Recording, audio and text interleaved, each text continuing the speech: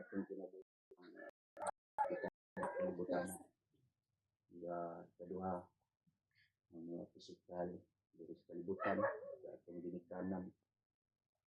Sila po ang ikaduha na nganong nahimugsok kita ng kalibutan na sila ang nagmatutok kanato. Sila ang gikan sa pagkagamay hangtod sa pagkadako, sila gid ang say atong gibati sa atong panglawas. Sila ang usapod ang gamit sa Ginoo nga budako kita gikan sa pagkagamay. Mao na nga ang pulong sa Ecclesiastes nagsulti gid sa pagpasalamat ngadto sa kahitasan. So, dili lang sa kahitasan, spiritual naman ang kahitasan. Kana siyang spiritual kung sa physical isan. Kinahanglan po nato nga pasalamatan ang atong mga ginikanan. Ug atong basahon diri sa Ecclesiastes, labo lang. Ingon diri sa Ecclesiastes 11 8 sa bilang siya, no? Ingon siya nga pasalamati ang Dios sa matag tuig sa imong kinabuhi. Bisan bisag unsa kataas ang imong kinabuhi. Bisan unsa kataas ang imong kinabuhi. So nagsulti gid siya diri nga kinahanglan nato nga pasalamatan nato ang Dios sa matag tuig sa atong birthday. Tungod kay siya ang sinugdanan nganong ipakatao kita ning kalibutan. O ikaduha, nganong pasalamatan nato siya labi na kanato nga mga anak na kita sa Ginoo, dako gid kaayo ang iyang bayad pagtubos kanato ngadto sa krus. Muna nga kinahanglan nga nato siya nga pasalamatan sa iyang pagpalansang sa krus.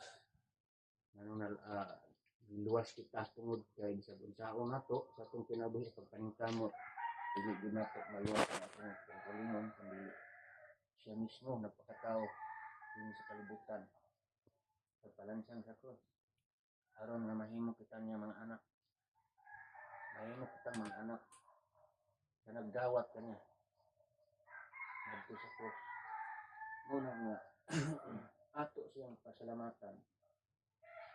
So, ikaduha, salamatan nato pud atong ginikanan tungod kay sila pud ang mga instrumento din sa kalibutan nganong ipakatao kita. Sila ang matod pa sa istorya nga utang nato ang atong kinabuhi sa atong mga ginikanan. Muna bisan pag pila pa milyon di nato mabayaran tungod kay sila ang ikan pa sa gamay, dili ka patugdunon sa lamot, gamay lang imong gibati, nanginig ka, dapat kanila sa ospital o sa diha, mga silang diskarte na maayo ang imong pagdako. Tungod kay atong nakita diri sa kalibutan gani na uban gani ang panglabay gani ang ilang mga anak. So kana sila linuog nga pamaagi. So muna usa nga nato pasalamatan sa Ginoo nga siyempre man tuod sa daghan nga mga tao kita pa ang adunay ginikanan nga maayo ang pagdumala sa ato. Kay adunay mga ginikanan nga wala kasagdan lang nila. Ug kumplito ta atong kinabuhi, atong panglawas. Adunay nakitay tiil, nakitay mga kamot, mga mata, kumplito. May mga uban diha na tao walay tiil, inborn o uban po dani na diabetic sila gamitan sa paggamit nila sa ilang lawas bitaw nga dili maayo pagdumala sa ilang lawas ora gas lang sila sa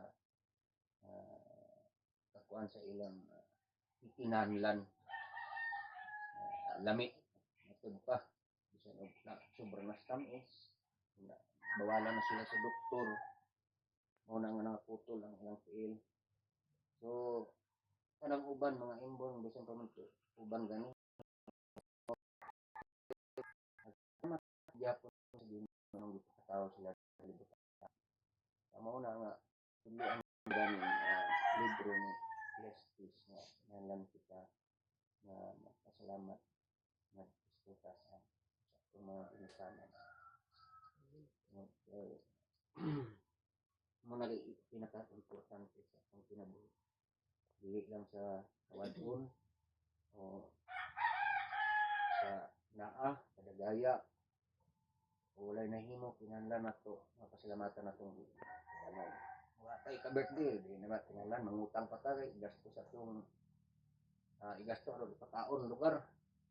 Ang importante nga magdinamaya ta. Ang importante nga pagtigot ta nga mo kuan sa itong kinabuhi. Unsay naa. Diba? Ganing birthday pod na ko sa Mayo 28, dito ko bukid yan. So, usa na ako pod nga gipasalamatan sa Ginoo nga ay salamat kay niya ako sa bukid murag karon pa sa dugay nga mga nahitabo naman sa among kapanahonan sa una pa wa tinihimo pero karon naotro dito bukid nga wala gyud kaligtawas ka sa gasto. Gawas gasto. Wow, tinuod na. Pero bisan ko man tuod og gihuna-huna gyapon ko diri sa taga-ubos gyapon gipadalaan ko nilang pansit ug manok. So nakaayom-ayom yung gyapon matabangan yung gyapon dito pag-abot maluto. Mo na nga bisan og wala og na. Kinahanglan nga kanto ta mo pasalamat mo sa karetasan.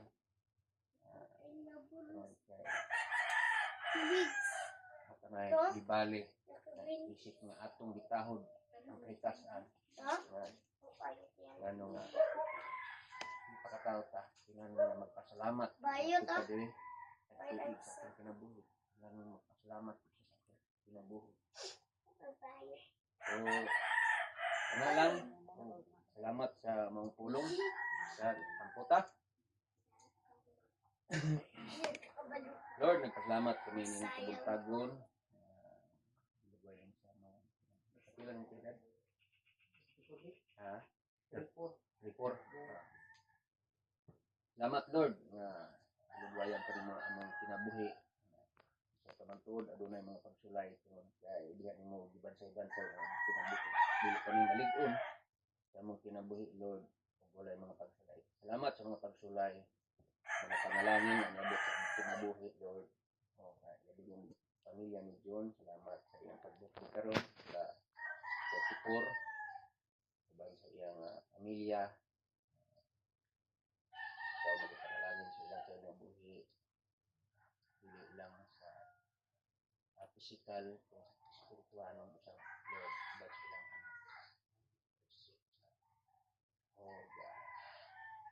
thank you. Ditagaan pa nimo mga birthday mo kay daghan ang mga taman ra sa pagkatao nga wala na sila Lord. Bisa kami abot ang atong kami ng kalibutanan. Dunay klase sa dini sa kalibutan nga taman ra ang ilang mga edad. Pero salamat sa kami abot ani mga edara. Sa kanang salamatan sa pinakanan kung ginatugyan tinatang dalang pangalan sa inyong anak na Jesus. Amen. Happy birthday. Happy birthday. Salamat sa tanan. Nanay init. Dali na istorya kay lakon ra ba ta?